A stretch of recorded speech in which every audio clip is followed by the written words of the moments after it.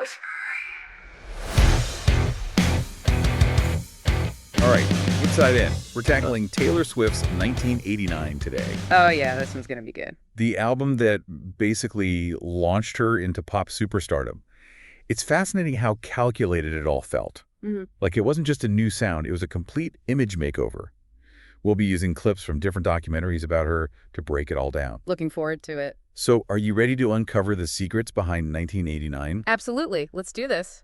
What strikes me is that this reinvention wasn't totally out of nowhere. Even as a kid, Taylor was incredibly focused. Right. How many toddlers are out there belting out Disney songs and winning poetry contests? I mean, come on, that's not just cute. Definitely not. That's drive. You know, it makes you wonder if those early years kind of paved the way for her pop domination, right? Her grandma was a professional opera singer and even a TV host in Puerto Rico. Wow. Yeah, it was like, was that always in her blood? You know, like destined for stardom. Maybe, but talent might be inherited, but work ethic, that's all Taylor. Those documentaries show her practicing guitar for hours on end as a kid, even taping her fingers because they hurt so much. That's insane. And then at 13, she convinces her whole family to move to Nashville. That's wild. That's not just a teenage whim. No. That's serious commitment. Absolutely. But Nashville wasn't exactly welcoming her with open arms, right? Right. You'd think a talented kid like that would be scooped up immediately. But she faced a lot of rejection early on. Oh, yeah. What was it about the music industry there that made it so tough? Well, Nashville's songwriting culture is really unique. It's incredibly competitive, but also super collaborative. It's not enough to just sing well. Right. You have to write hits, and often with these seasoned veterans. Wow. So imagine, a teenager in a room full of industry heavyweights pitching her songs. Oh, gosh. That takes some serious guts. From what I've seen in the documentary, she was writing all the time, like constantly. Oh, yeah. Like her life depended on it. It's true. A lot of those early songs never even made it onto her albums. But they're so interesting to listen to. For sure. Check out This View, for example, has this raw emotion that you don't always hear in her more polished work. Yeah, those early efforts are like a window into her development as a songwriter. Yeah. She wasn't afraid to pour her heart out, but she was also learning how to craft songs that were both personal and universal. I remember this one collaborator, Liz Rose. I think I've heard of her. She talks about how she actually had to defend Taylor's songwriting talent when she was only 14. 14, oh my. People couldn't believe someone that young could write with such depth. That's incredible. Yeah. So we have this incredibly talented, driven kid honing her craft in this high-pressure environment. But 1989 feels like a whole other level. Let's talk about that transition from country to pop. Was it gradual or was it like a sudden leap? Well, it was calculated, for sure, Okay. but it wasn't totally out of character for her. Even her early country hits had these pop elements in them. Right. But 1989, that was a deliberate statement. Shake It Off was the lead single, and sonically, it's just worlds away from her earlier work. Yeah? You can hear it in the production, the synths, even the way her vocals are layered. Yeah, it's like she shed a skin and came out as this confident, edgy pop star. Even the music videos were different, much more stylized, almost cinematic. The one for Blank Space is practically a mini-movie. It's like she's playing with the media's perception of her. That video was brilliant. She took this whole crazy girlfriend stereotype and turned it into satire. She was poking fun at the tabloids, but also owning her narrative at the same time. It was a power move, for sure, saying, hey, I'm in control of my image and I'm going to use it. And she wasn't just playing with her image in the videos either.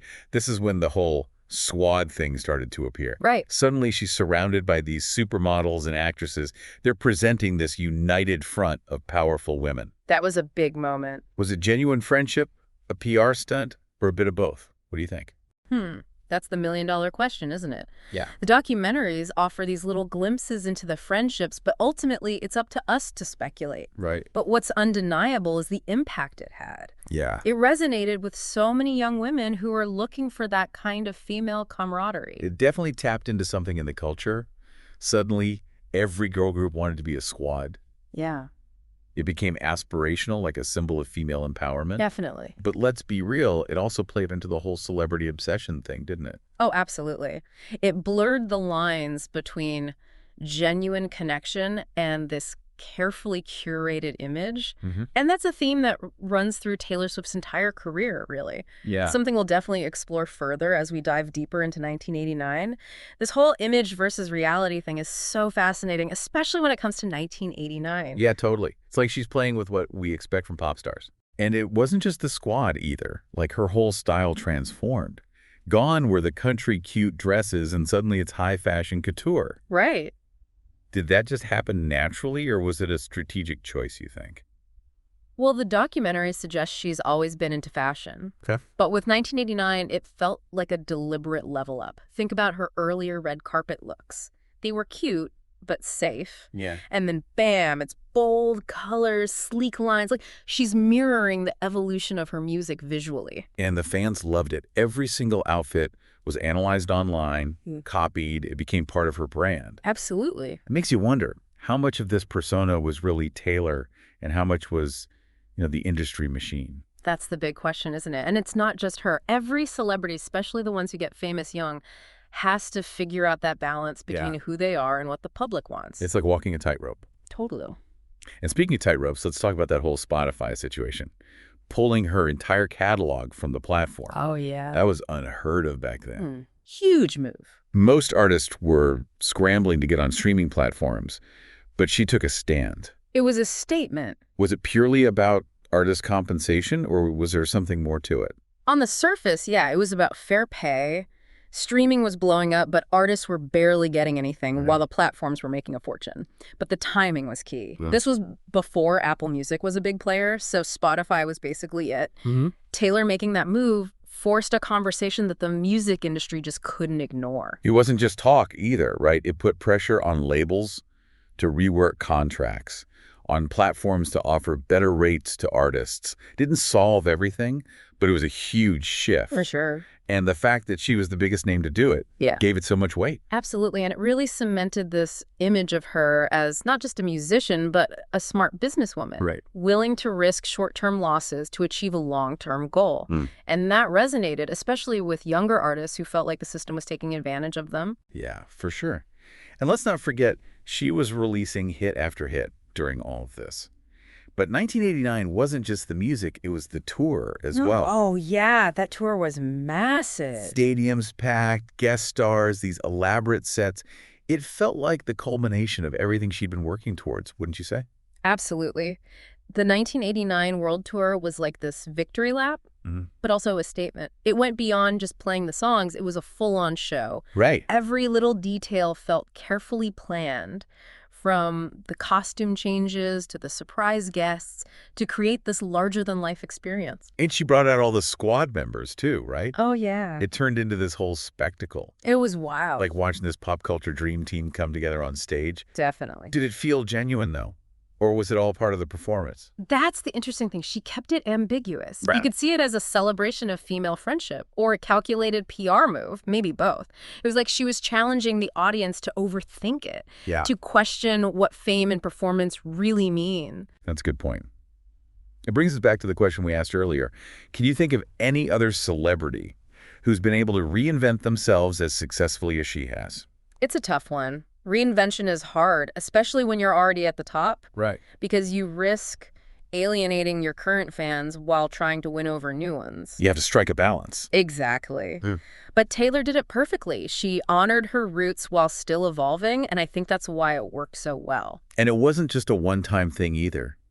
Looking back at her whole career, she's constantly shifting and growing, exploring new genres, experimenting with different sounds. She never stays in one place for too long. Is she the queen of reinvention? Maybe that's the question we should be thinking about as we head into the final part of this deep dive. It's pretty amazing to think about how even after 1989 blew up, Taylor didn't just, settle into a formula. She kept pushing, kept evolving, almost like she can't stand still, Totally. And that constant evolution hasn't always been smooth sailing. Remember that whole Kanye, Kim Kardashian thing? Oh, gosh, yeah. Talk about intense public scrutiny. That could have ended anyone's career. It really showed how social media can completely twist a narrative. Suddenly, this pop princess is being called a snake. And it felt like everyone was against her. It was brutal. How did she even come back from that? It shows her resilience, for sure. Yeah. It may be a bit of strategy, too. She went silent for a while, almost like she was regrouping, And then when she came back with Reputation, Oh, yeah. it was darker, edgier, like she was acknowledging the drama, but also taking back control. And sonically, Reputation was pretty different too, wasn't it? Definitely. It had those trap influences, a harder sound overall. Was she trying to ditch that good girl image? It felt deliberate, like she was saying, you think you know me, guess again. Hmm. But even with the darker themes, there was still vulnerability there. Right. Songs like Delicate and New Year's Day still had that emotional honesty that her fans connect with. Yeah. And then, just when we all thought we had her figured out, she releases Folklore and Evermore, these super introspective, folk-inspired albums. Right. Total 180 from Reputation. It was a surprise. Was that a genuine artistic shift or another calculated move? What do you think? It's hard to say because the documentaries don't really go into her process for those albums. Okay. We know the pandemic had an influence, this whole idea of isolation and reflection. But it also showed her range, She can go from huge pop anthems to these quiet, almost whispered folk songs, and it all feels authentic. And then there's the re-recordings.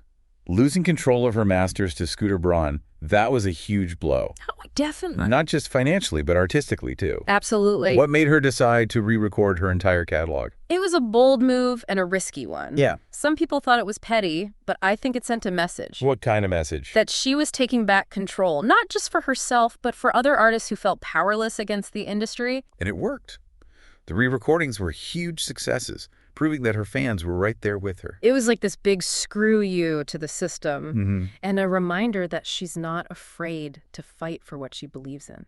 And through it all, she's maintained this incredible connection with her fans. It's remarkable, really. We analyze every single lyric, every Instagram post. Oh, I know. Looking for clues, for hidden meanings. It's like she's created this whole world that they're a part of. It's a phenomenon. Which brings us to the Eras Tour. Oh, yeah. This massive celebration of her entire career. It's huge. It's not just a concert, it's an experience. People are flying in from all over the world, spending tons of money just to be there. Yeah. What do you think that says about her impact?